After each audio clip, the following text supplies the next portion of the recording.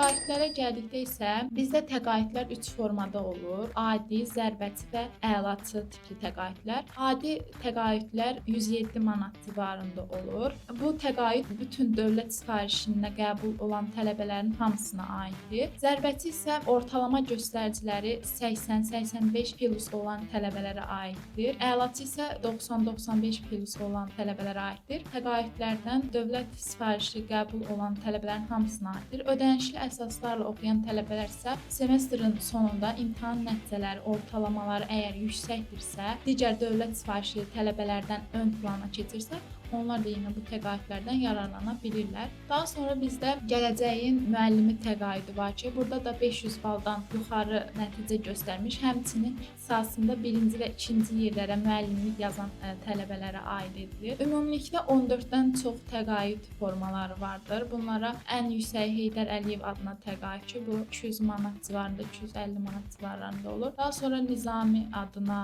və sair digər təqaüd formaları da vardır.